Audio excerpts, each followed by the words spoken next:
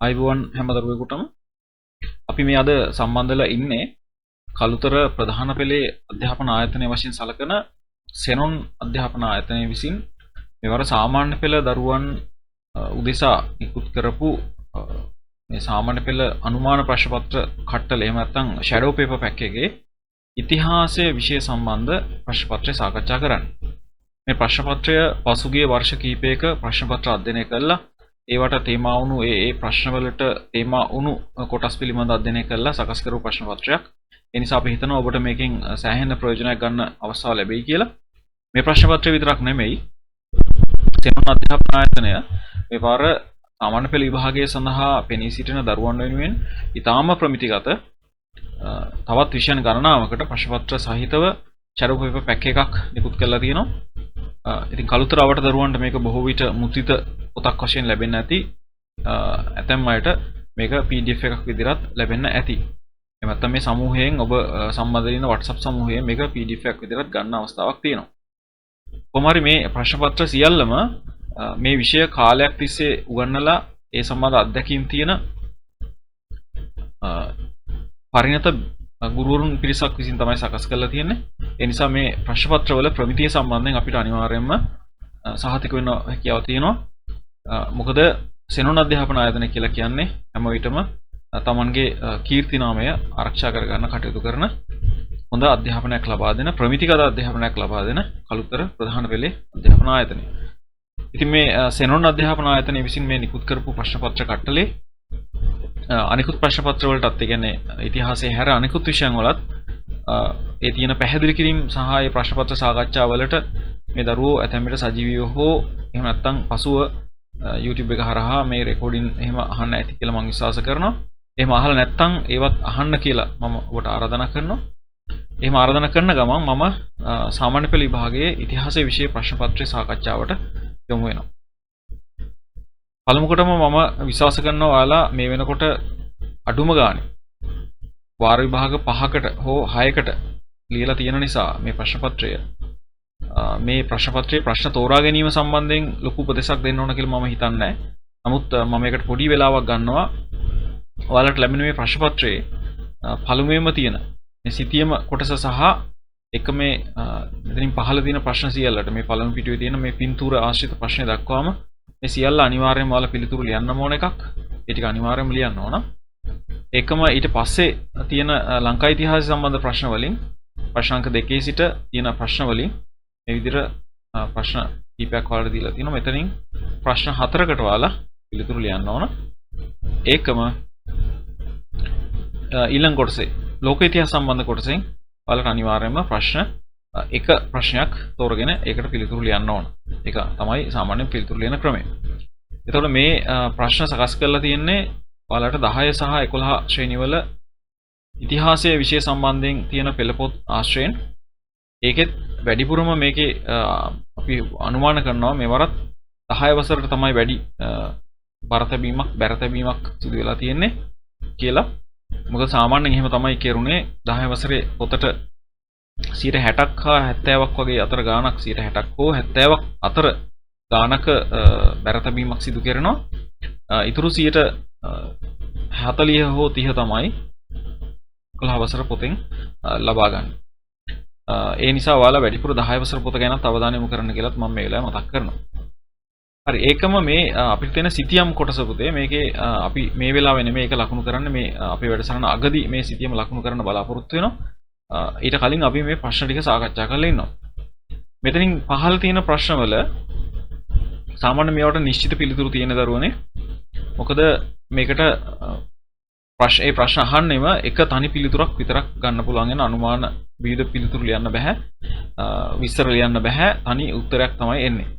ඒකම මේකේ උත්තර ලියන්න යනකොටම අනිවාර්යයෙන්ම මතක තියාගන්න ඕන කාරණාව තමයි A B C D කියලා මේ වගේ ප්‍රශ්න කීපයක් දීලා ඒවට පිළිතුරු අනුපිළිවෙලින් ඔබේ පිළිතුරු පත්‍රය ලියන්න කියලා තියෙනකොට උත්තර දැනගෙන හිටියත් නොදැන හිටියත් ඔයාලා මේ රූල් 4ක ඔයාලගේ උත්තර පත්‍රයේ රූල් 4ක මේ A B C D කියන අකුරු 4 පහට ලියලා ඉන්න ඕනේ.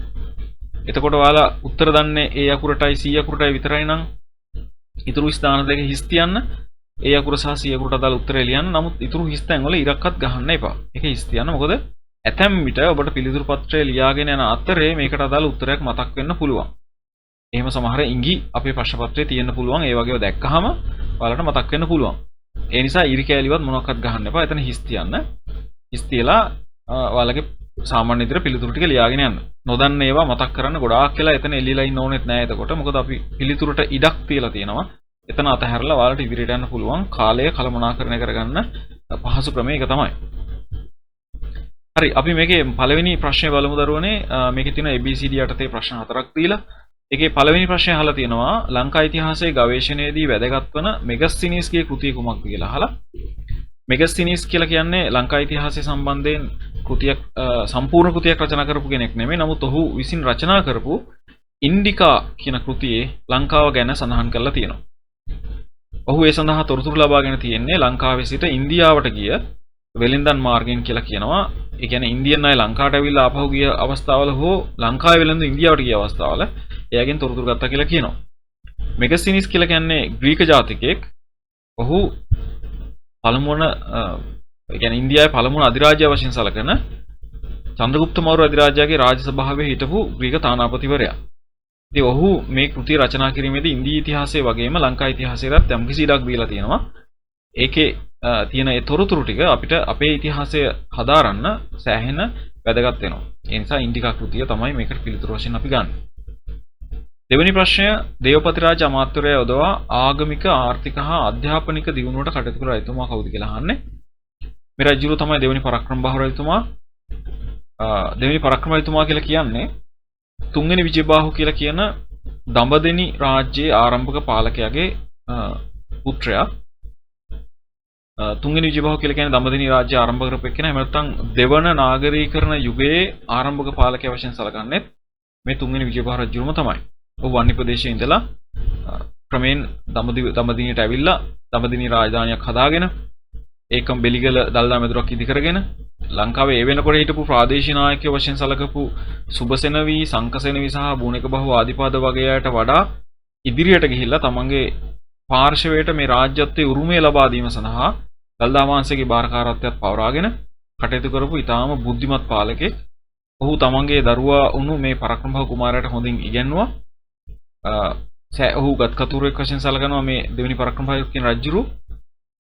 ඒ ඔහුගේ කාලේ ඔහුට සමීපතම හිටපු අමතිවරයා තමයි දේවපති රාජ කියලා කියන්නේ. ඉතින් මේ රජුරුවන් වෙනුවෙන් නැතම් අවස්ථාවල වැඩ කටයුතු බලා කියාගෙන ඒවා අධීක්ෂණය කරමින් කටයුතු කළේ මේ දේවපති රාජ කියන අමාත්‍යවරයා. ඉතින් රජුරුවන්ගේ ජීවිතයේ අන්තිම කාලෙත් රජතුමා තරමක් ඔත්පලව ඉන්න කාලෙත් මේ දේවපති රාජ අමාත්‍යවරයා රජතුමා වෙනුවෙන් මේ කටයුතු මෙහෙවුවා කියලා වංශ කතාවල සඳහන් වෙලා තියෙනවා. ඉතින් මේකට පිළිතුර එන්නේ දේවපති රාජ කියන නම. ඊළඟට අහනවා 1619 දී යාපනය යටත් කරගත් පෘතුගීසි සෙන්පතියා කවුද කියලා. මේකට පිළිතුර එන්නේ ෆිලිප් ද ඔලිවෙරා කියන නම. 1619 වර්ෂයේදී ඔහු යාපනය අල්ලගන්නේ ඊට පෙර ඔවුන් යාපන ප්‍රදේශයේ කතෝලික දර්ශනය ව්‍යාප්ත කරන්න ගත්ත උත්සාහයට යාපනයේ පාලකයන්ගෙන් ඇති වුණු විවිධ අවස්ථාවල ඇති වුණු බාධාවන් නිසා සහ ඔවුන්ට පසු කාලීනව තේරුණා යාපනයේ යම්කිසි ආර්ථික සහ දේශපාලනික වැදගත්කමක් තියෙනවා කියලා. විශේෂයෙන් ඉන්දියාව පාලනය කිරීමේදී ඉන්දියාවේ ඔවුන්ගේ බල ප්‍රදේශ ආරක්ෂා කර ගැනීමේදී සහ එක්කම යාපන ප්‍රදේශයේ සාමාන්‍ය ඒ කාලේ ප්‍රසිද්ධ වෙලා තිබිලා තියෙනවා ලංකාවේ අලියතුන් වෙන්දේසි කරපු මධ්‍යස්ථානයක් වශයෙන්. ඒ නිසා ඔවුන් ක්‍රමානුකූලව මේ ප්‍රදේශය ගැන අවධානය යොමු කරා. ඊට පෙර ඔවුන් මේ ප්‍රදේශ අවධානය යොමු කරේ නැහැ. ඔවුන් හිතුවේ මේක බොහොම නිස්සාරු ප්‍රදේශයක්, වගාවක් සිදු වෙන්නේ නැහැ. ඒ නිසා උන්ට බදු අය කරගන්න හැකියාවක් නැති, විශේෂ කර්මාන්ත නැති නිසරු ප්‍රදේශයක් වශයෙන්. ඒ නිසා තමයි ඔවුන් මුලින් අවධානය යොමු නොකරේ. පස්සේ තමයි ඔවුන් ෆිලිප් ද ඔලිවෙරා කියන කපිතාන් මේජර්වරයා යටතේ සේනාංකයක් ඇවලා මේ යාපනය අල්ලගත්තේ. ඒක සිදු වුණේ 1619 වර්ෂයේ. ඉතින් පිළිතුර වෙන්නේ ෆිලිප් ද ඔලිවෙරා කියන නම. ඊළඟට ඩී අකුරෙන් තියෙනවා බ්‍රිතාන්‍ය ජාතිකයන් විසින් උතුරු ඇමරිකාවේ පිහිටවනු ලැබූ පළමු ජනපදය මොකක්ද කියලා. ඒ තමයි වර්ජිනියා ජනපදය. වෙස්ට් වර්ජිනියා කියන සමාගම විසින් තමයි මේක පටන් ගත්තේ. වෙස්ට් වර්ජිනියා සමාගම විසින් ආරම්භ කරපු නිසා ඒ ජනපදයේ නම වර්ජිනියා කියලා තමයි හඳුන්වලා තියෙන්නේ. ඊළඟ ප්‍රශ්නය තියෙන්නේ පින්තූරය ආශ්‍රයෙන් A හා B යටතේ දක්වා ඇති පින්තූර අධ්‍යයනය කොට අසා ඇති ප්‍රශ්නවලට පිළිතුරු අංක අනුපිළිවෙලින් ඔබේ පත්‍රයේ ලියන්න, පිළිතුරු පත්‍රයේ ලියන්න කියලා තමයි උපදේශ දීලා තියෙන්නේ. ඒතර මේ පළවෙනියෙන් තියෙන පින්තූරය අපි දන්නවා මේක තාම සුප්‍රසිද්ධ පින්තූරයක්. හැබැයි මේකේ මුලින්ම අහලා තියෙන ප්‍රශ්නේ තමයි මේ කුමන පෞරාණික ස්මාරකයක් අසල පිහිටි පිළිරුවක්ද කියලා. ඒතර මේකට නිශ්චිත පිළිතුරක් තියෙන්නේ රුවන් වැලි සෑය නැත්නම් රුවන් මැලි සෑය. ඒ නම් දෙකෙන් ඕන එකක් ලියන්න ගැටලුවක් නැහැ. ඒ දෙකම හරි. එතකොට ඒ නම විතරක් මේකේ ලියවෙන්න ඕන. නැත්නම් අනුරාධපුර ස්තූපයක් අසල එහෙම කියලා ලියලා හරියන්නේ නැහැ. උත්තරේ ලියවෙන්න ඕන රුවන් මැලි සෑය හෝ රුවන් වැලි සෑය කියලා. ඒකෙම දෙවනි කොටසේ අහලා තියෙනවා අංක 2 යටතේ මෙයින් දැක්වෙන රජු කවුද කියලා. මේ රජු තමයි බාතිය තිස්ස බාතිකාභය කියන නම් දෙකෙන්ම හඳුන්වනවා. රජුරන් පොතේ දාලා තියෙන. ඉතින් බාතිකාභය රජතුමා කියලා කිව්වොත් වඩා නිවැරදි. බාතිකාභය රජුරු තමයි මේ පින්තූරේ ඉන්නේ. මොකද බාතිකාභය රජුරු රුවන්වැලි සෑය සම්බන්ධයෙන් විශේෂ පූජාවක් පැවැත්වූ බව අපි අහලා තියෙනවා. ඔහුගේ කාලේදී රෝමනුක දේශයට අපේ ලංකාවේ නියෝජිතයන් ගිහිල්ලා වීදුරු පබළු මිලදීගෙන ආවා කියලා කියනවා. ඒ ඇවිල්ලා වීදුරු පබළු යොදාගෙන විශාල දැලක් නිර්මාණය කරලා ඒකෙන් රුවන්වැලි සෑය ආවරණය කළා කියලා තියෙනවා. මේ කතාව බොරුවක් නෙමෙයි. මොකද පසු කාලීන කැණීම්වලදී මේ රුවන්වැලි සෑය විතරක් නෙමෙයි අබේගිරිය ජේතවනයේ වගේ විශාල ස්තූප අසල තියලා අතිවිශාල ප්‍රමාණයක් වීදුරු පබළු හමු වෙලා තියෙනවා. ආනායනිත වීදුරු පබළු. ඒ නිසා මේ කතාව බොහෝ විට ඇත්තක් කියලා අපි විශ්වාස කරනවා. ඊළඟ ප්‍රශ්නය තුන්වෙනි කොටසේ අහලා තියෙනවා ඒ රජු කවර රාජධානි යුගයක පාලකෙක්ද කියලා. මේ රජතුමා අනුරාධපුර යුගයේ පාලකෙක්. අනුරාධපුර යුගය කියලා දැම්ම නම් හරි. අනුරාධපුර යුගයේ පාලකෙක් වශයෙන් තමයි මේ රජුරන්ව සැලකන්නේ.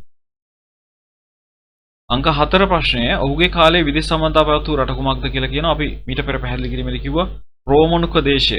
රෝමය සමග තමයි ඔහුගේ කාලේ සම්බන්ධතා පැවැත්වුවේ විදේශ රටවල් අතරින්. ඉතින් ඔහු වීදුරු පබළු ගෙන එන්න ඒ ප්‍රදේශයට තමන්ගේ නියෝජිතයන් වූ බව සඳහන් වෙනවා. ඒ නිසා මේකට පිළිතුර වෙන්නේ රෝමය එහෙම නැත්නම් රෝමනුක දේශය. හරි ඊළඟ ප්‍රශ්නය මෙම ඡායාරූපයෙන් දැක්වෙන සිදුවීම කුමක්ද කියලා අහන්නේ. මේක අපි දන්නවා මේ සිදුවීම තියෙන්නේ ඇමරිකා එක්සත් ජනපදයට අයිති වෙලා තිබුණු පර්ල් වරාය නැත්නම් හවායි දූපත් සමූහයේ තියෙන පර්ල් වරාය ජපන් හමුදාවේ ප්‍රහාරයකට ලක් වුණු අවස්ථාවේ සිද්ධියක් මේකේ තියෙන්නේ. ජපන් හමුදාව විසින් මේ පර්ල් වරායට ප්‍රහාරයක් කෙල්ල කරා. මේ ප්‍රහාරයෙන් ඇමරිකා එක්සත් ජනපදයේ විශාල හානියක් සිදු වුණා. මේ පින්තූරය ඔයාලට දීලා තියෙන පින්තූරයේ පැහැදිලි කිරීමක් නැතත් මේක සාමාන්‍යයෙන් පිළිගන්නේ ඇමරිකා එක්සත් ජනපදයේ නාවික හමුදාවට අයිති ඇරිසෝනා කියන නෞකාව ජපන් හමුදාවේ ගුවන් යාන වල ප්‍රහාරයකට ලක් වුණු අවස්ථාව ටෝපිඩෝ සහ ඒ ගුවන් බෝම්බ ප්‍රහාරයට ලක් වෙලා මේක ගිලී ගියා. දැන්ටත් මේක ගිලී ගිය ස්ථානයේ ආකාරයෙන්ම තියලා එතන ස්මාරකයක් හදලා තියෙනවා. සංචාරකයන්ට බලන්න යන්න පුළුවන් වෙන්න. එතකොට මේ ඇරිසෝනා නෞකාව විතරක් නෙමෙයි එතන තිබුණු නෞකා විශාල ප්‍රමාණයක් එක්ක මේ ඇමරිකානු හමුදාවේ හිටපු සොල්දාදු සහ උන්ගේ සහායකයන් 2403 දෙනෙක් මේ සටනේදී මිය ගියා කියලා වාර්තා තියෙනවා. උන්ට විශාල හානියක් සිදු වුණා. පස්සේ කාලෙක මේකට ප්‍රතිචාර වශයෙන් තමයි ඇමරිකාව එක්සත් ජනපදයේ විසින් ජපානයේ හිරෝෂිමා සහ නාගසාකි කියන නගර ඉලක්ක කළා. 1945 අගෝස්තු මාසයේ 6 සහ 8 කියන දවස් දෙකේදී බෝම්බ ප්‍රහාර එල්ල කරේ. ඒක ලෝකයේ මෙතුවක් කාලයක් භාවිත කරපු යුද්ධයක් සඳහා භාවිත කරපු ප්‍රබලම බෝම්බ වශයෙන් සැලකන්නේත් ඒ හිරෝෂිමා සහ නාගසාකි බෝම්බ. හරි. මේකේ දෙවෙනි ප්‍රශ්නය අහන මෙම ස්ථානය කුමන රටකට අයත්ව පැවතියද කියලා. මේක අයිති වෙලා තුනේ අපි දැන් කතා කළා ඇමරිකා එක්සත් ජනපදයට. දරුවනේ මේකේ නම ලියනකොට ඇමරිකා එක්සත් ජනපදය කියන එක ලියන්න. ඇමරිකා එක්සත් ජනපදය කියන එක මොකද ඇමරිකාව කියලා ලියනට වඩා නිවැරදි වෙන්නේ ඇමරිකා එක්සත් ජනපදය කියන නම. මොකද ඇමරිකාව කියලා රටක් නැහැ. ඇමරිකා එක්සත් ජනපදය තමයි නිවැරදි නම. එතකොට ඒක කිටින් ලිව්වට කමක් නැහැ. යන්න ඩොට් එකක් තියලා යන්න ඩොට් එකක් තියලා ජනපදය කියලා ලිව්වත් නිවැරදි. ඇමරිකා එක්සත් ජනපදය තමයි නිවැරදි පිළිතුර. මේ සිදුවීමට සම්බන්ධ අනෙක් රට කුමක්ද කියලා අහනවා. අනෙක් රට තමයි ජපානය. ඔවුන් තමයි මේකට මේ ප්‍රහාරය දියත් කරේ. ඔවුන්ගේ ගුවන් යාන ප්‍රවාහන නෞකා 6ක් යොදාගෙන ගුවන් යාන 309ක් මගේ මතකයේ හැටියට ගුවන් යාන 309ක් මේ ප්‍රහාරය සඳහා දියත් කළා තියෙනවා. ඒ වයින් සැලකිතු ප්‍රමාණිකුත් මේ ප්‍රහාරයේදී විනාශ වුණා. නමුත් ඔවුන් මේ ගුවන් යාන විශාල ප්‍රමාණයක් අරන් ඇවිල්ලා ඒ කාලේ තිබුණු සාමාන්‍ය රේඩාර් පද්ධතියට අහු නොවන පරාසයකින් ඊට පහළින් ඊටාම පහළින් ගුවන් යාන දියත් කළා. වරාය ආසන්නයේදී තමයි එකපාරටම මේගොල්ලෝ ඉහළට නංවලා ප්‍රහාරයක් එල්ල කරේ. මේ සම්බන්ධයෙන් දැනට අපිට බලන්න තියෙන හොඳ මේ චිත්‍රපටයක් තියෙන Pearl Harbor කියලා. ඒක මේ ආසන්න වෙලා වුන් ජපානය ඇවිල්ලා එකම එතන තියුණු මිඩ්වේ කියන ස්ථානයටත් පහර දුන්නා. ඒ ප්‍රහාරය සම්බන්ධ වුණු චිත්‍රපටයක් තියෙනවා මිඩ්වේ නමින්. විභාගයෙන් පස්සේ ටිකක් බලන්න පුළුවන් ඔයාලට. ඒ චිත්‍රපටවල තියෙනවා මේ දර්ශන ඊටාම සජීවීව ලස්සනට ප්‍රතිනිර්මාණය කළා. 4 මෙම සිදුවීමෙන් හානියටපත් රාජ්‍ය විසින් ඊට ප්‍රතිචාර දැක්වීමේදී ඉලක්ක කළ නගරයක් නම් කරන්න කියලා කියනවා. ඒකට ඔයාලට හිරෝෂිමා හෝ නාගසාකි කියන නම් දෙකෙන් එකක් ලියන්න පුළුවන්. හිරෝෂිමා හෝ නාගසාකි. මේ දෙක තමයි ඔවුන් ඉලක්ක කරපු නගරය. ජපානයේ හිරෝෂිමා සහ නාගසාකි කියන නගර දෙක. අපි සිටීමේ බලමු එක ස්ථානයේ ආවම කොහොමද ඒක ඒ ස්ථානගත වෙලා තියෙන්නේ කියලා. හරි අපි දෙවෙනි ප්‍රශ්නයට යමු. දෙවෙනි ප්‍රශ්නේ පළවෙනි කොටසේ අහලා තියෙනවා ශ්‍රී ලංකාව පිළිබඳව සටහන් තැබූ පෘතුගීසි ඕලන්ද හා අරාබි ලේඛකයෙකු බැගින් නම් කරන්න කියලා. පෘතුගීසි ලේඛකයෝ දෙන්නෙක් ගැන අපි දන්නවා. එක්කෙනෙක් රිබේරු කියන එක්කෙනා. අනිත් එක්කෙනා අපි අහලා තියෙනවා ක්වේරෝස් කියලා පියතුමෙක් ගැන. ඒ දෙදෙනාගෙන් එක්කෙනෙක්ගේ නමක් ලිව්වම හරි. ක්වේරෝස් හෝ රිබේරු. නැත්නම් රිබේරෝ කියලා කියනවා. ඕලන්ද ජාතිකයෙක් ගත්තොත් එහෙම අපිට තියෙනවා එක්කෙනෙක්ගේ නමක් ෆිලිප්පුස් බැලදියස් කියන නම අඩුම ගානේ බැලදියස් කියලා ලිව්වත් බැල්දියස් කියලා ලිව්වත් ඔයාලට ලකුණක් හම්බ වෙනවා. තුන්වෙනිට අරාබි ලේඛකයා සුප්‍රසිද්ධම අරාබි ලේඛකයා තමයි ඉබ්න් බතූතා. 1344 දී ලංකාවට ආපු නේද? ඒ කාලේ තිබුණු ගම්පොළ රාජධානිය සහ යාපනයේ රාජධානිය ගැන ඔහුගේ ලස්සන වාර්තාවක් තියෙනවා. ඔහු ශ්‍රීපාද වන්දනාවේ පවා ගියා කියලා කියනවා. එකම ශ්‍රීපාද කන්දට මුලින්ම ඇඩම් ස්පීක් කියන නම තිබ්බේ ඔහු කියලා තමයි අපි පිළිගන්නේ. මොකද ඔහු ඒ ආදම් සම්බන්ධ ඉතිහාස කතාවක් අහලා තිබුණා. ඔහු ඒ නිසා හිතුවා මේක ආදම් අනි කකුලෙන් හිටගෙන හිටපු කන්ද කියලා. එහෙම කතාවක් ගැන ඔවුන්ගේ විශ්වාසයක් තියෙනවා.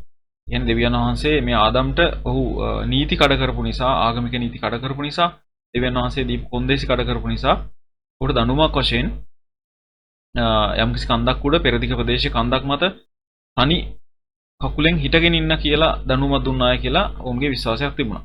ඒ විශ්වාසය අනුව ඔවුන් හිතුවා මේ ශ්‍රීපාද කන්දේ තියෙන ආදම්ගේ පාසලකුණ මොකද මේක පෙරදිග රටක් තනි කකුලක සටහනක් විතරක් තියෙන්නේ. ඒ නිසා අනිවාර්යයෙන්ම ආදම් තමයි මෙතන හිටියේ කියලා ඔහු විශ්වාස කරා. ඒ නිසා ඔහු ආදම්ගේ කන්ද ගැන සටහනක් තියද්දී ඒ කතාව ඔහු මතක් කරලා ඒ නම දාන්න නැති කියලා අපි හිතනවා. හරි අංක 2 ප්‍රශ්නයේ A සහ B කියලා කොටස් දෙකක් තියෙනවා. A අකුරෙන් අහනවා ලංකා ඉතිහාසය හා සම්බන්ධ රන් හා තඹ සන්නස් එක බැගින් නම් කරන්න කියලා. රන් හා තඹ සන්නස් එක බැගින් ප්‍රසිද්ධම රන් සන්නස තමයි වල්ලිපුරම් රන් සන්නස.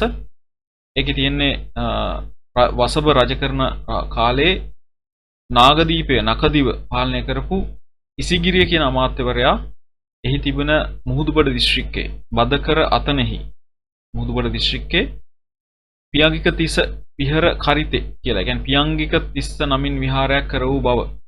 මේ පියංගික තිස්ස කියන එක ගැන විවාදයක් තියෙනවා. මම හිතන්නේ පරිණිතන මහත්තයා මේකට එච්චර එකතාවයක් පළ කරන්නේ. නමුත් අපිට දැනට තියෙන තොරතුරු අනුව මේ රන් සන්නස නිකුත් කරලා තියෙන්නේ වසභ රජුරෝ වහබයහ රජෙහි කියලා වගේ යෙදුමක් එකේ මුල තියෙනවා. වසභ රජ කරන සමයෙහි කියලා. සාමාන්‍යයෙන් එහෙම යොදන්නේ ඒ රන් සන්නස නිකුත් කරන කාලේ හිටපු රජුරුවන්ගේ යටතේ ඉන්න අය පමණයි. ඒ නිසා මේක වසභ රජු සමයේ නිකුත් කරපු රන් සන්නසක් කියලා අපි විශ්වාස කරනවා. ඒකම තඹ සන්නස තමයි පනකඩු තඹ සන්නස. පළවෙනි විජයබහ රජතුමා බලයට පත් වුණු පසුව ඊට පෙර ඔහුට සෑහෙන්න උදව් උපකාර කරපු රුහුණේ ප්‍රාදේශීය නායකයෙක් වශයෙන් සැලකෙන සිත්නාරුබින් බුද්ධ නායක නැත්නම් බුදල්නාවන්ගේ ඒ ඔහුගේ සේවාව අගය කළා සහ ඔහුගේ පරම්පරාවට මතු උපදින පරපුරට පවා විවිධ වාසි ලාභ ප්‍රයෝජන ලැබෙන ආකාරයට නිකුත් කරපු තමසන්නසක් තමයි මේ පනකඩු තමසන්නස කියන්නේ. ඉතින් මේ රජවරු දෙන්න ගැන දැන් ඔයාලට අවබෝධයක් තියෙනවා. ඒකේ දෙවෙනි කොටසට B කොටසට ඒ උත්තර දෙක ලියන්න පුළුවන්. මේ තමසන්නස් වලින් රන් සන්නස නිකුත් කරේ වසභ රජු කියලාත් තමසන්නස නිකුත් කළේ පළමුණු විජයබහ රජු කියලාත් ලිව්වම ලකුණු 4ක් ඔයාලට ලබා ගන්න පුළුවන්. හරි ඊළඟ ප්‍රශ්නය මේකෙම තියෙන ඊළඟ ප්‍රශ්නේ තුන්වෙනි කොටසේ ප්‍රාග් ඓතිහාසික ජනයා තමා ජීවත් වූ පරිසරයට අනුගතව ජීවත් වූ බවට ඇති සාක්ෂි දෙකක් ඇසුරෙන් විස්තරයක් කරන්න කියලා කියනවා. දැන් සාමාන්‍ය දරුවනේ අපි දැන් දකිනවා ගොඩක් වෙලාවට අපි පරිසරය අපිට අනුගත කරගන්න උත්සාහ කරනවා. අපි කඳු කියන තැන් වලින් කඳු අයින් කරනවා නේද? වගුරු ගොඩ කරනවා, මුහුදු ගොඩ කරනවා, ගංගාවල ගමන් මාර්ග වෙනස් කරනවා. ඒ වගේ විවිධ දේවල් අපි දැනට කරනවා. අපි උත්සාහ කරනවා අපි පරිසරය අපිට අනුගත කරගන්න. ඒ නිසා පරිසරය ඇතැම් අවස්ථාවල අපිට ඉතාමත් දැඩි තද ප්‍රතිචාර දක්වනවා. මෑත කාලෙත් අපිට හැම දෙයකට මුහුණ දෙන්න සිදු වුණා. නමුත් අතීතයේදී ජනතාව ගොඩක් වෙලාට මේ තමන් ජීවත් වෙන පරිසර පද්ධතියට අනුගත වීමට තමයි උත්සාහ කරේ.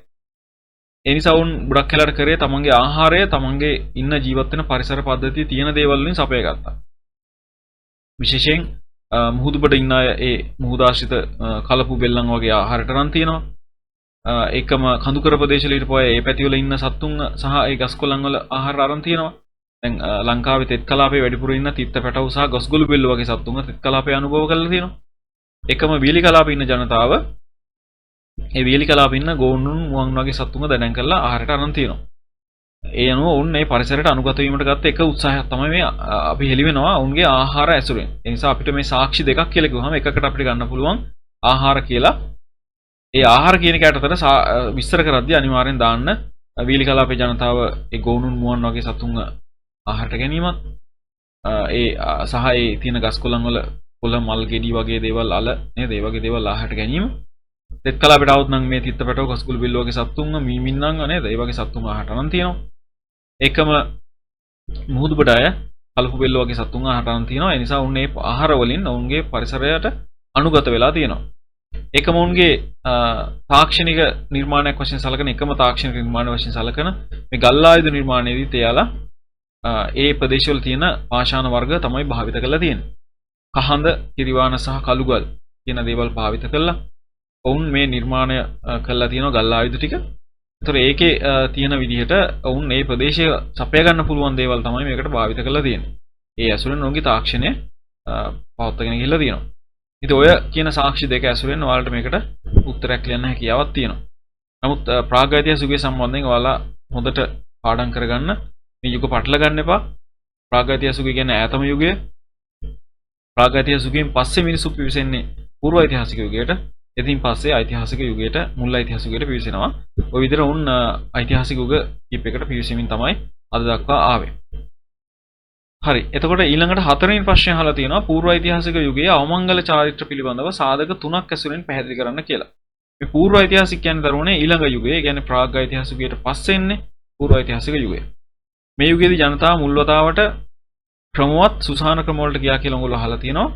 ඊට පෙර ප්‍රාග් ඓතිහාසික යුගයේදී ඔවුන් මේ ඔවුන්ගේ ඥාතීන් මිය ගියාට පස්සේ ඔවුන් කටයුතු කරේ මේ ඥාතියාගේ මලසිරුර තමන් ඉන්න ස්ථානයේම වගේ වල දාන්න, ඔහුව ඈතකට ගිහින් දාන්න හෝ ඒ සතුන්ට කන්න ගිහින් දාන්න එයාලගේ ලොකු කැමැත්තක් තිබිලා නැහැ කියලා පේනවා. ඒකම ඒ ඔවුන් වල දාලා ටික කාලයකට පසුව නැවත ගොඩ අරගෙන ඒ අස්ති වල ඇතැම් අවස්ථාවල ඔවුන් විවිධ අභිචාරයන් කළා තියෙන ඒ සම්බන්ධයෙන් ඇතැම් අය මේවයි ගුරුගල් ආලේප කරලා තියෙනවා. ඇතැම් අවස්ථාවල ඒකේ සිදුරු විදලා තියෙනවා. දැන් රාවණැල්ලෙන් හම්බෙනවා ඉස්කබලේ සිදුරු විදපු අවස්ථාව. ඊළඟට පාහියන් ලෙනින් හම්බ වෙනවා කුරුගල් ආරේප කරපු අවස්ථාව. ඒක වගේම ඒ ඔය බෙල්ලින වගේ තැන්වල අපිට හම්බ වෙනවා වකුටු කර වල දාපු අවස්ථා. ඒ වගේ දේවල් හම්බ වෙනවා. ඉතින් මේ පූර්ව ඓතිහාසිකයට එන්න කලින් තමයි ඒවා තිබුණේ. නමුත් පූර්ව ඓතිහාසිකයේදී මේවා වෙනස් වුණා.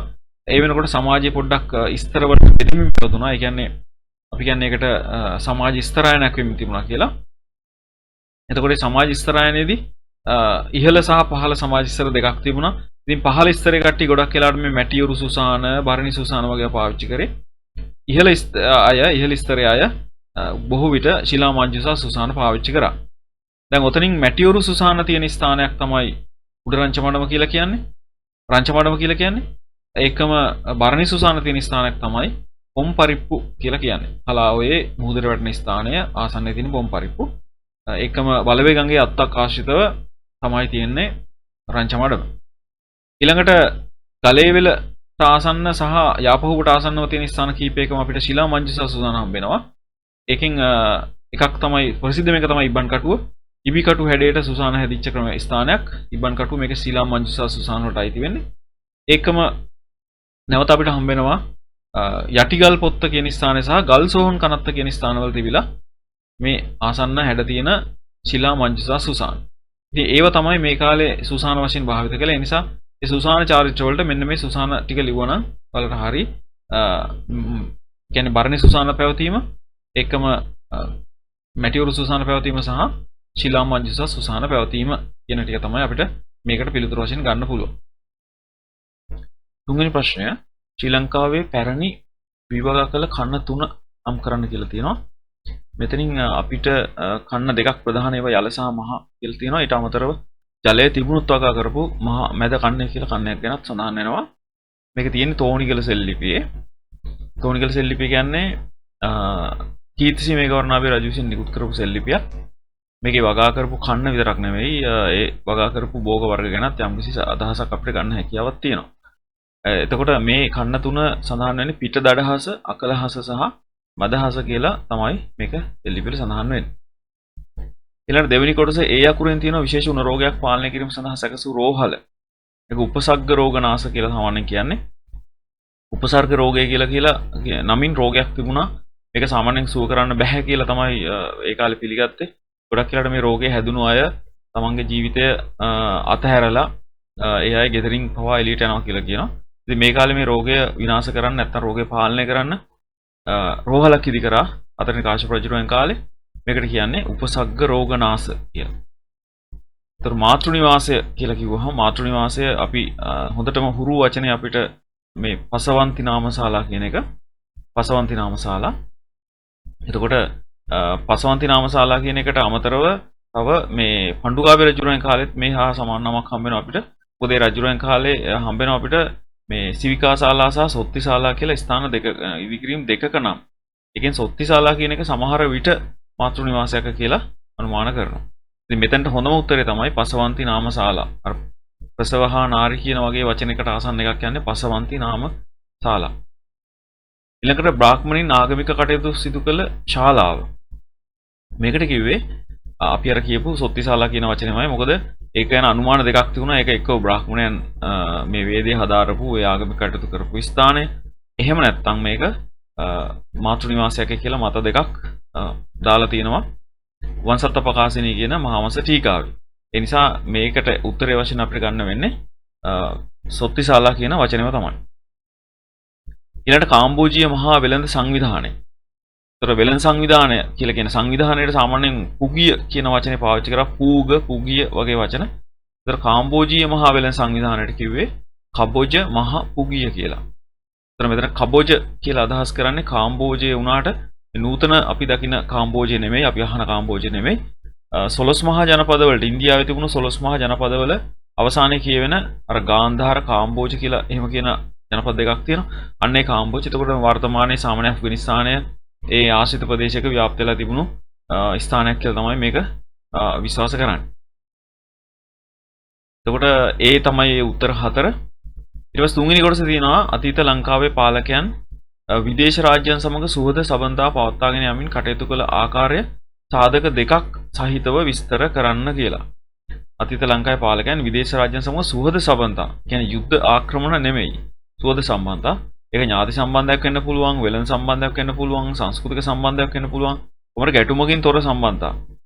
ඒතර මේ සඳහා අපිට උදාහරණ හමු වෙනවා. එකක් පළමුවෙනි ගජපා රජුරුවන් කාලේ ඒ කියන්නේ වසප රජතුමාගේ මුණුපුරා. ගජපා කියලා කියන්නේ වසප රජතුමාගේ පුතා වංකනාසික තිස්ස. ඔහුගේ පුතා තමයි ගජපා. පළවෙනි ගජපා රජතුමා චේර රාජ්‍යයේ උන්ගේ දේවස්ථානයක් විවෘත කරන්න ගිය කතාවක් තියෙනවා. පත්තිනි දේවාලයක් විවෘත කරන්න ගිය අවස්ථාවක් ගැන. එතකොට ඒක අපිට වැදගත් වෙන හේතු දෙකක් මත එකක් තමයි මේ රජු එහි ගියේ මේ සුහදතාවය මත කියන එක. දෙවෙනි එක තමයි සාමාන්‍යයෙන් මේ වගේ විවෘත කිරීමකට ආරාධනා කරන්නේ ටිකක් ප්‍රබලයකට තමයි.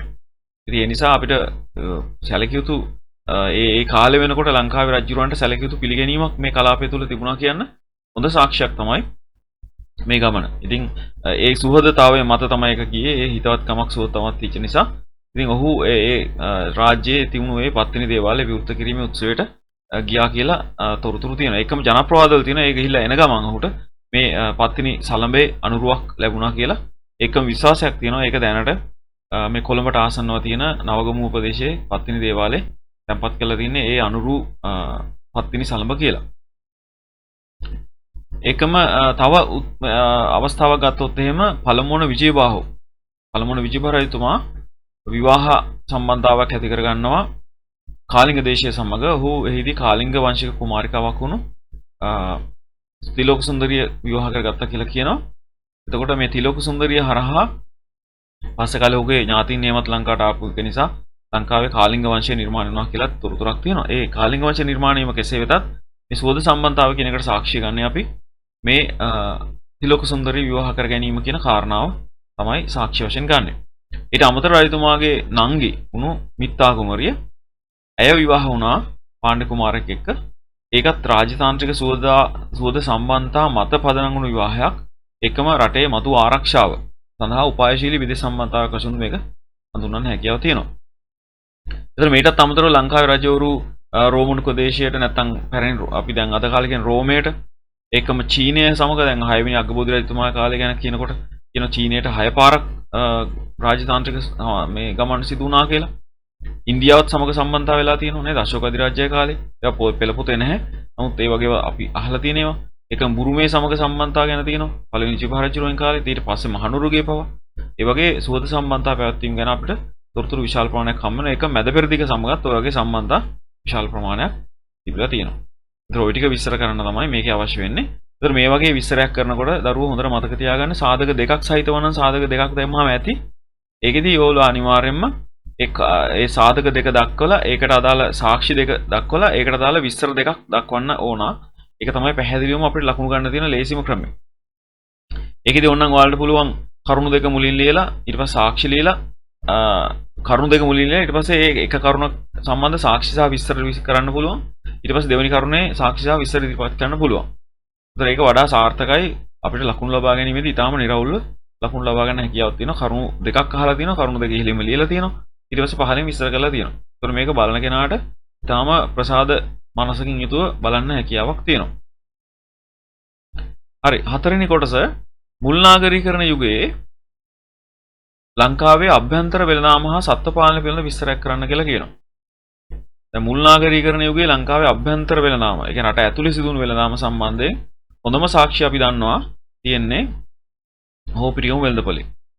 මේ හෝපිටියම් වෙළඳපොලේ අපිට හමු වෙනවා වෙළඳපොලක් රජය විසින් නියාමනය කළ බවට සාධක ටිකක්. ඒ කියන්නේ රජය විසින් මේක අධීක්ෂණය කළා, බැලුවා, හොයා බැලුවා, නීති පැනවුවා, පාලනයක් කරා, බදු අය කරා, ඒ වගේ තොරතුරු ගොඩාක්. ඒකම භාණ්ඩවල ප්‍රමිතිය පිළිබඳව හොයා බැලුවා, ඒවායේ වෙළඳාමේ ප්‍රමිතිය සහ ගුණාත්මක භාවය, ඒ වගේ දේවල් හොයා බැලුවා කියලා හොඳ සාක්ෂි ටිකක් මේ අභ්‍යන්තර වෙළඳාම සම්බන්ධයෙන් ප්‍රබලම සාක්ෂිය වශයෙන් සැලකෙන සොරබොර වැවසෙල් ලිපි, එහෙම නැත්නම් හෝපිටිගම ලිපි, එහෙම නැත්නම් බදුළු ටැම් ලිපිය කියලා කියන මේ ලිපියේ අපිට හමු වෙනවා. ඒකම සත්ත්ව පාලනය ගැන සාධක අපිට ගණනාවක් හම්බ වෙනවා. එකක් තමයි මේ හතරවෙනි කාශ්‍යප රජතුමාගේ කාලට අයිති සෙල් ලිපියක් අපිට දැනට ඒක කොළඹ කෞතුකාගාරයේ තැන්පත් කරලා තියෙන්නේ. මේ සෙල් ලිපියේ තියෙනවා මේ කිරිගෙරි කියන වචනය. ඒ කියන්නේ කිරිගෙරි කියලා අදහස් කරන්නේ කිරි ලබා ගැනීම සඳහා ඇති කරපු ගවයින් ගැන. ඒක සත්ත්ව පාලනය ගැන අතර සාධකයක් තියෙනවා. ඒක අපිට ගන්න පුළුවන් සාක්ෂියක් වශයෙන්. ඒකම තව අපිට හම්බ වෙනවා සීගිරියේ ආශ්‍රිත ස්තූප කැණීමකදී අපිට හම්බ වෙනවා ඒකේ මහා මේරු ගලේ එක් පැත්තක කැටයම් කරලා තියෙනවා මේ කිරි දෝන කාන්තාවගේ රූපයක්.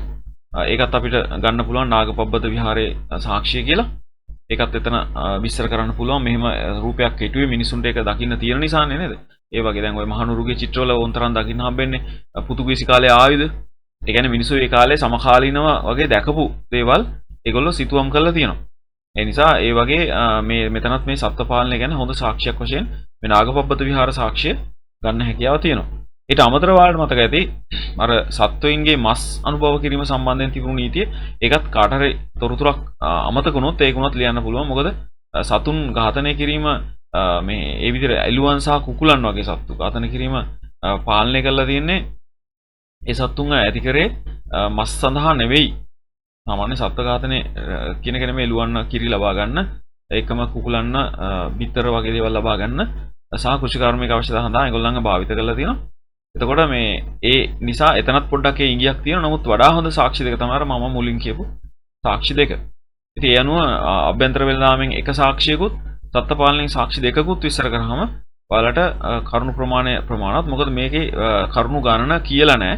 එතකොට අපි සාමාන්‍ය කරුණු 3ක් විස්තර කරාම මේක ප්‍රමාණවත් වෙනවා. හතරවෙනි ප්‍රශ්නය. මේකේ පළවෙනි එකේ කොටස් 3ක් තියෙනවා ABC කියලා. පළවෙනි එක අහනවා මහවැලි ගඟට සම්බන්ධ ඇල මාර්ගයක් කියලා. මේකට ඉතාම පැහැදිලි පිළිතුර වෙන්නේ මිනිපේ ඇල. ඊටම පැහැදිලි පිළිතුර මිනිපේ ඇල. ඊළඟට B අකුරෙන් අහනවා අඹන් ගඟට සම්බන්ධ අමුණක් කියලා. මේකටත් ඊටම පැහැදිලි පිළිතුරු දෙකක් තියෙනවා. එකක් ඇලහැර අමුණ, අනිත් එක අංගමැඩිල්ල අමුණ. නමුත් ඔයාලට වඩාත්ම අනිවාර්ය වෙන පිළිතුර තමයි ඇලහැර අමුණ කියන එක. ඊළඟට C අකුරෙන් අහනවා යාන්නුවට සම්බන්ධ වැවක් කියලා. යාන්නුවට සම්බන්ධ වෙන සුපැහැදිලි පිළිතුර තමයි කුරුළු වැව කියන එක. මේ මහසෙන රජුගේ කාලේ ඉදි කරපු කුරුළු වැව. එතකොට මෙතනින් මේ මහවැලි ගඟට සම්බන්ධ මිනිපේ ඇල කියන එක මිනිපේ අමුණෙන් පටන් අරගෙන මහවැලි ගඟට සමාන්තරව උතුරට ගලාගෙන යන ඇලක්. මේක ඊටාම මේ වැදගත් වුණු ඇලක්. මොකද ඒ කෘෂිකර්මාන්තය වැඩි දියුණු කරන්නේ මේ ප්‍රදේශවල ජල දිය සීරාව පොළවේ ඒ දේවල් අවශ්‍යතාව සහ ඒ කෘෂිකර්මය සඳහා ජලය පහසුවෙන් ලබා ගන්නත් එක්ක හදපු වැවක් මේ ඇලක්. ඒකම අඹන් ගඟට සම්බන්ධ මේ ඇලහැර අමුණෙන් අපි දන්නවා වැව් කීපයක් එකිනෙකට සම්බන්ධ වෙනවා. ඒකෙන් කවුඩුළු එකම ඊට ඉහළින් තියෙන මින්නේරි වැව සම්බන්ධ වෙනවා. ඊට පස්සේ කවුඩුළු වැවට, ඊට පස්සේ ගිරිතලේ වැව සහ කන්තලේ වැව කියන ඒවාට මේකේ අතුරු කොටස් පව ඇදිලා යනවා. ඒ කියන්නේ පොඩි ඇල මාර්ග අතුරු ඇල මාර්ගයෙන් සම්බන්ධ වෙලා තියෙනවා. ඒතර මේක ඉතා සුප්‍රසිද්ධ ඇලක් වශයෙන් සලකනවා. මේ ඇලහැර ඇල වසප රජතුමාගේ කාලේ තමයි මේක නිර්මාණය කළා කියලා කියන්නේ. හරි. දෙවෙනි කොටස අතීත ලංකාවේ යකඩ නිස්සාරණය කළ ක්‍රම දෙකක් නම් කර ඒ සඳහා උදාහරණ අමු ස්ථාන දෙකක් නම් කරන්න. ඒතර ලංකාවේ යකඩ නිස්සාරණය කරපු ක්‍රම දෙකක් අපිට හමු වෙලා තියෙනවා. එකක් ස්වභාවික සුළඟින් සිදු කළ යකඩ නිස්සාරණය. දෙවෙනි එක මයින්හමක් ආශ්‍රයෙන් සිදු කරපු යකඩ නිස්සාරණ ක්‍රමය. ඒතර මේකෙන් ඊටාම් පහසුයි මතක තියාගන්න. ස්වභාවික සුළඟ සමනල වැවේ සහ ඊළඟට මයින්හම තීගිරිය අසල අලකොළ වැවේ. අලකොළ වැව සහ සමනල වැව. සමනල වැවේ ස්වභාවික සුළඟ, අලකොළ වැවේ මයින්හම කියලා මතක තියාගන්න. ඒතර අලකොළ වැව කියන්නේ සීගිරිය ආශ්‍රිත ස්ථානයක්. මේ දෙකේම ඔය යකඩ නිස්සාරණය සම්බන්ධ සාධක අපිට හමු වෙනවා. ඊළඟට තුන්වෙනි කොටස ගං වතුර කළමනාකරණය හා ආපදා අවම කර ගැනීම මෙන්ම ආහාර සුරක්ෂිතතාවය ඇති කිරීම උදෙසාද අතීත ලාංකිකයෝ තාක්ෂණයෙන් පිරිපුන් වාරි කර්මාන්තය යොදාගත්ත උදාහරණ තුනක් ඇසුරින් මෙරට පැරණි වාරි තාක්ෂණික ඥානය පිළිබඳ විස්තරයක් කරන්න කියලා කියනවා. එතකොට මේකෙදී අපිට ගන්න පුළුවන් කොටසක් තමයි මේ කාලේ මේ අපේ ලංකාවේ පාලකයෝ විතරක් නෙමෙයි සාමාන්‍ය ජනතාව පවා මේ වාරි තාක්ෂණය ගැන යම්කිසි මූලික අවබෝධයක් හෝ උන්ට තිබිලා තියෙනවා කියලා අපිට පැහැදිලි. මොකද මේ වෙනකොට ලංකාවේ අපි අහලා තින 30000කට අධික බැව් ප්‍රමාණය දැන්ට සක්‍රිය නැතත් ඒ ප්‍රමාණයම අඩුම ගානේ 20000ක් විතර සක්‍රියයි. ඒතර මේ වැව් වලින් අදටත් කෘෂිකර්මාන්තයේ නිරත වෙනවා නම් අවුරුදු 2000කට වඩා පරණ මේ වාරි පද්ධතියෙන් ඒක අපිට හිතා ගන්න පුළුවන් මේක කොයිතරම් තාක්ෂණික පැත්තෙන් ඉහළට ගිය තත්ත්වයක්ද කියලා. එතකොට මේ පැරණි වාරි තාක්ෂණික ඥානය කියලා කිව්වම අපිට ඒක ඔප්පු කරන්න වැවේ කොටස් විතරක් නෙමෙයි. මොකද වාරි පද්ධතියක් ගැන මේක අහන්න අපිට විස්තර කරන්න පුළුවන්. අමුණ ඉඳලා ඇල මාර්ග දක්වා කෘෂිකර්මාන්තය ගෙනියන කෘෂිකර්මාන්තය සඳහා ජලය ගෙනියන ඇල මාර්ග දක්වාම මේක විස්තර කරන්න පුළුවන්. ඒතර අපි මේ වැවාශ්‍රිතව වුණත් ඒ කොටස් ගත්තට කිසි ගැටලුවක් නැහැ. නමුත් අර වාරි පද්ධතියක් නැත්නම් වැවේ කොටස් නෙවෙයි මේක අහලා තියෙන නිසා වාරි පද්ධතියක තියෙන කොටස් වුණත් අපිට ගන්න එක වඩා හොඳයි. දැන් අමුණක් කියලා කිව්වම සාමාන්‍යයෙන් ගඟක් හරහා ඉදි කරන බැම්මක් මගින් තමයි මේ අපි අමුණක් කියන එක සංකේත කරන්නේ. ඒතර මේ බැම්ම මගින් කරන්නේ කාර්යයන් දෙකක් කරනවා. එකක් මේ ගංගාවේ ජලය තරමකට මේ නතර කරගෙන ඒක ඉහළට ඔසවා ගන්නවා. ඒ කියන්නේ බැම්ම ගැහුවට පස්සේ එතන වතුර පිරෙනවා. ඊට පස්සේ ඉහළ තැනකට උනත් මේ වතුර හරවා ගන්න හැකියාවක් තියෙනවා. ඊළඟට මේ සාමාන්‍යයෙන් මේ වගේ බැම්මක් ඉදි කරන්නේ ගංගාවක නැම්මක් සහිත ස්ථානයක ජලයේ වේගය තරමක් අඩු වේගයක් සහිත ස්ථානයක තමයි මේක ඉදි කරන්නේ. ලංකාවේ වගේ සුප්‍රසිද්ධ අමුණු කීපයක් අපි අහලා තියෙනවා. ඇලහැර අමුණ, අංගමැඩිල අමුණ, එක මිනිපේ අමුණ, නේ හත්තොට අමුණ, ඒ වගේ අමුණු ගණනාවක් ගැන ඒකම අවරණ කියලා සෙල්ලිපි වල හම්බෙන්නේත් මේ අමුණ කියන එකම තමයි. කිරිඳි ඔය හරස් කරලා අමුණක් බැඳපු එකක් ගැන අපි අහලා තියෙනවා ඉලනාග රජතුමාගේ කාලේ. ඒ විස්තර අපිට ලියන්න පුළුවන්. ඒතර මේකෙන් කරන්නේ ගංගාවක ගලා යන ස්වභාවික ගලා යන ජල පහරක් අපේ අවශ්‍යතාවයක් වෙනුවෙන් වෙනත් ස්ථානයකට හරවා ගැනීමට උපකාරයක් කර ගැනීම. එතකොට ඒක ඊටාම ශක්තිමත් විදි කරන්න ඕන. මොකද මේ ශක්තිමත් විදි නොකළොත් එහෙම අනිවාර්යයෙන්ම ගං වතුර තත්ත්වයකදී මේ අමුණු ඔක්කොම කැඩිලා විශාල විනාශයකට උනත් හේතුවක් වෙන්න පුළුවන්. එහෙම නැත්නම් කෘෂිකර්මාන්තයට ලොකු හානියක් වෙන්න පුළුවන්. මොකද වැව් වලට ජලය ලබා ගැනීමේ අපහසුාවක් මතුවෙලා. ඒ නිසා ඊටාම ශක්තිමත්ව අමුණු විදි කරන්න අපේ පාලකයෝ මේ සඳහා අවධානය යොමු කරලා තියෙනවා. වාර ඉංජිනේරු වේ සඳහා මඟ පෙන්වලා තියෙනවා. ඒක අපිට දකින්න හම්බ වෙනවා ලංකාවේ දැනටත් තියෙන සුප්‍රසිද්ධ අමුණු වලින්. ඒතර මෑත කාලේ ගත්තොත් එහෙම පොල්ගොල්ල අමුණ කියන්නේ මෑත නූතන තාක්ෂණයකදී කරපු අමුණක්. නමුත් ඒකටත් වඩා ශක්තිමත්ව පැරණි අමුණු ටික තාමත් ගොඩක් ඒවා ඊටාම හොඳින් තියෙනවා. දැදුරුවේ ආශ්‍රිතව හදපු අමුණු 3ක් ගැනක් තියෙනවා. නමුත් ඔයාලට ඒක සිලබස් එකේ දාලා නැහැ. පළවෙනි පරක්‍රමතුමා කාලේ සූකර නිජ්ජර කියලා එක අමුණක්, ඒකම දෝරදත්තික. ඒ වගේ අමුණු ගැන සඳහන් වෙනවා. ඉතින් හොඳම දේ තමයි මෙතනදී ඒ උදාහරණ කිහිපයක් එක්ක අමුණ ගැන ලියන්න පුළුවන්. ඊළඟට වැවක නම් වැව් බැම්ම.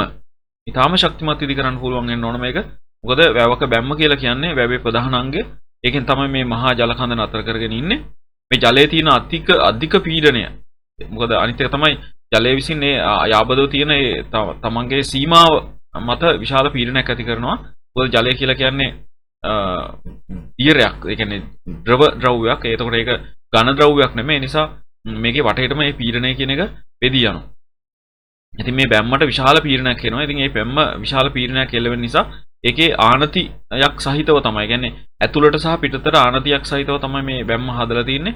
ඒතකොට මේ පීඩනය එල්ලවීම යම් තරමකට පාලනය කරගන්න පුළුවන්. ඒකම මේ බැම්ම ජලය සමග ගැටිලා සේදියම් වළක්වන්න රළපණාවක් එහෙම යොදලා ඒකම ජල කඳ වැඩිනොත් මේවා ඉක්මනින් පිට කරන්න පිටවාන්න යොදලා එහෙම කළා වැව් බැම්ම ශක්තිමත් කරලා තියෙනවා. ඒ විතරක් නෙමෙයි වැවෙන් එළියට ගලා යන ජලයෙන් වැව් බැම්මට හානි වෙන එක වළක්වන්න බිසෝකොටුවක් මගින් මේ ජලයේ පීඩනය අවකාශයට මුදා හැරීමේ තාක්ෂණික ක්‍රමවේදයකුත් භාවිත කරලා තියෙනවා. ඉතින් අපිට ඊළඟ තුන්වෙනි කාරණාව වශයෙන් ওই බිසෝකොටුව කියන එකත් ගන්න පුළුවන්. මොකද බිසෝකොටුවෙන් කරන්නේ වැවෙන් පිටතට ගලා යන සොරුව ඔස්සේ ගලා යන සොරුව දක්වා ඒ කියන්නේ ගලා යන ජලයේ පීඩනය අවකාශයට මුදා හැරීම. ඒකෙදි කරන්නේ වැවේ ඉඳලා ඔය මේ නල මාර්ගයෙන්, ඒ කියන්නේ ශෛලමය නල මාර්ගයකින් ගලා එන ජලය ඇතුලේ ජල බාධක යොදලා යම්කිසි විදිහකට ඒ ගමනේ වේගය අඩාල කරලා එකම මොහොල මගින් ක්‍රියාත්මක වෙන දොරක් මගින් තමයි මේකේ ජලය පිට කරන ප්‍රමාණය තීරණය වෙන්නේ. එතනදී ජලය යම්කිසි විදිහකට මේ බිසෝකොටුව කියන අර විවෘත ලිඳ වගේ කොටස ඇතුලේදී මේ ජලය යම්කිසි ප්‍රමාණයකට පොඩි ප්‍රමාද වීමකට ලක් කරනවා, ප්‍රමාද කිරීමකට ලක් කරනවා. එතකොට ඒකෙදි හැකියාවක් ලැබෙනවා මේ ජලයේ තියෙන පීඩනය යම්කිසි විදිහකට පාලනය කරගන්න. එතකොට ඒ කරාම ජලය වේගය අඩු වෙලා අපිට පුළුවන් ඒක අවබෝධ කරගන්න මේ ජලයේ පීඩනය අඩු වෙලා තියෙනවා කියන එක. ඉතින් ඒ අඩු වෙලා ඊට පස්සේ සොරෝවෙන් බොහොම හෙමින් ගලා යන ජල කඳක් වශයෙන් මේක එළියට ගලාගෙන අපි ඒකේ පින්තූරෙකුත් මේ වැඩසටහන අන්තිමදී නැවත මතක් කිරීමේ කොටසදී මේක ආපහු පාරක් පෙන්නනවා පින්තූරයක් සහිතව. ඊළඟට හතරවෙනි කොටසේ සෞඛ්‍ය සනීපාරක්ෂාව හා ස්වස්ථතාව පිළිබඳ මෙරට අතීත පාලකයන් අවධානය යොමු කළ ආකාරය පිළිබඳ උදාහරණ සහිත විස්තරයක් කරන්න කියලා තියෙනවා. එතකොට අපිට පුළුවන් මේකෙදි ගන්න ලංකාවේ රෝහල් සම්බන්ධ කතාව ගන්න පුළුවන්. රෝහල් සම්බන්ධ අපිට තියෙන තොරතුරු උපසර්ග රෝගනාශ ගැන, ඒකම පසවන්තිනාම ශාලා ගැන, ඊළඟට සොත්ති ශාලා ගැන මේ වගේව ගැන ගන්න පුළුවන්. ඒකම දුටුගැමුණු රජතුමා ඉදි කරා කියපු රෝහල් 18, ඒක බුද්ධදාස රජුරෝ ගම් 10කට එක රෝහල බැගින් ඉදි කරපු එක ගැන, සහ ඒ වෛද්‍යවරුන්ට පහසුකම් සපයපුව ගැන. පස්වෙනි මිහිඳු රජතුමා මේ රෝහල් සඳහා දිවෙණිය තිබුණු රෝහල් සඳහා පහසුකම් සපයපු බව වගේ විශාල ප්‍රමාණයක් රෝහල් ගැන අපිට සාධක හම්බ වෙනවා. ඒකම දැන්ටත් ඒ නටබුන් අපිට හම්බ වෙනවා රෝහල් පිළිබඳ නටබුන් මිහින්තලේ මේ මැදිරිගිරිය වගේ ස්ථානවල පවා අපිට මේ රෝහල් සම්බන්ධ නටබුන් හම්බ වෙනවා. ඒ නිසා මේ රජවරු අතීතයේ ඉඳලා මේ සෞඛ්‍ය හා සනීපාරක්ෂාව සඳහා අවධානය යොමු කරා කියන එක අපිට ඔප්පු කරන්න ඒක හොඳ සාක්ෂියක් වෙනවා. ඒකම අපිට තව හම්බ වෙනවා ශල්‍ය උපකරණ. ඒ කියන්නේ ලංකාවේ දියුණු වෛද්‍ය සේවාවක් තිබුණු බවට ඒකත් හොඳ උදාහරණයක්. මොකද ශල්‍ය කර්ම කරන්නේ සාමාන්‍යයෙන් වෛද්‍ය විද්‍යාවේ දියුණු අවස්ථාවකදී. මොකද මිනිසුන්ගේ ශරීර කපලා කොටලා ඒවා ඒ තියෙන ඒ සංකූලතා ව්‍යාකූලතා අනිවැරදි කරලා නැවත ඒවා තිබුණු ආකාර සකස් කරන්න නම් ඊටාම ඉහළ වෛද්‍ය ශාස්ත්‍ර දැනුමක් තියෙන වෛද්‍යවරු ඉන්න ඕනේ. ඉතින් ඒ වගේ අයව නිර්මාණය කරන්න නම් අනිවාර්යෙන් රාජ්‍ය අනුග්‍රහය අවශ්‍යයි. රාජ්‍ය අනුග්‍රහය නැතුව මේ වෛද්‍යවරුන්ට මේ ඒගොල්ලන්ට ඒ තියෙන දැනුම ලබා ගැනීම දුෂ්කරයි. රජවරු ඒ වෛද්‍ය ශාස්ත්‍රයේ නිපුණ දේශීය හෝ විදේශීය ප්‍රවීණයන් මාර්ගයෙන් මෙයාගේ දැනුම ඊළඟ පරම්පරාවට ලබා දෙන්න කටයුතු කළා. ඒ හරහා මේ ඊළඟට ඒ ගන්න පරිශ්‍රණ සිදු කරන අවස්ථාව ලබා දීලා එයාට හොඳ මේ ආදායම් මාර්ග සකස් කරලා දීලා එයාට නිදහසේ මේ වෛද්‍ය ශාස්ත්‍රය දියුණු කරන්න හොඳ පහසුකම් සපයන්න ඕනේ. එතකොට තමයි මේ ආකාරයට වෛද්‍ය ශාස්ත්‍රය දියුණු වෙන්නේ. ඉතින් ඒක නිසා රජවරුන්ගේ මැදහත් වීමක් මේක අනිවාර්යයි.